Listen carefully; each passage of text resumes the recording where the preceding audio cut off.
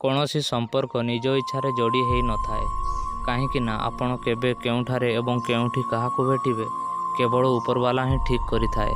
ବାପା ମାଆଙ୍କ ଇଚ୍ଛାରେ ଝିଅ ବାହାଘର।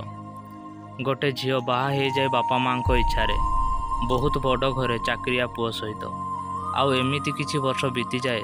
ତାପରେ ସେ ଝିଅ ନିଜ ମାଆକୁ କାନ୍ଦି କାନ୍ଦି କୁହେ, "ମା, ମୋ ସ୍ୱାମୀ ମୋତେ ମାରୁଛି, ପିଟୁଛି, ଗାଳି କରୁଛି, ସବୁବେଳେ ମଦ ପିଇ ଆସୁଛି।" ସେତେବେଳେ ମା କୁହେ, "କ'ଣ ହେଇଗଲା ସେଇଠୁ? ଏମିତି ସ୍ୱାମୀ ସ୍ତ୍ରୀ ଭିତରେ ଛୋଟ ମୋଟ ଝଗଡ଼ା ହୁଏ। ଏଇଟା କୋଉ ବଡ଼ କଥା ନୁହେଁ, ଏତିକି ତ ସହିବାକୁ ପଡ଼ିବ।" ତାପରେ ଝିଅଟି କାନ୍ଦି କାନ୍ଦି ଚୁପ୍ ହେଇଯାଏ। ପୁଣି ଗୋଟେ ଦିନ ବାପାଙ୍କୁ କହିଲା, "ବାପା, ମୋ ସ୍ୱାମୀ ମୋତେ ସବୁଦିନ ମଦ ପିଇ ଆସି ବାଡ଼ଉଛି, ମୋତେ ଏଠାରୁ ନେଇଯାଅ।" ସେତେବେଳେ ବାପା କୁହେ, "ଝିଅ, ଏବେ ସେଇଟା ତୋ ଘର। ସ୍ୱାମୀ ସ୍ତ୍ରୀ ଭିତରେ ଏମିତି ଛୋଟ ମୋଟ ଝଗଡ଼ା ହୁଏ, ଏ କଥାକୁ ଅଣଦେଖା କରିବା ଶିଖ।"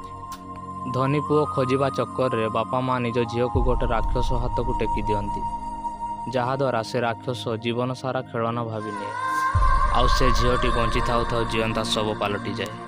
ସବୁ ବାପା ମା ମାନଙ୍କୁ ମୋର ବିନମ୍ର ଅନୁରୋଧ, ଇଜ୍ଜତ କରୁଥିବା ପୁଅଟି ଦେଖ, ରୋଜଗାର ତ କିଏ ହେଲେ କରିଦେବ।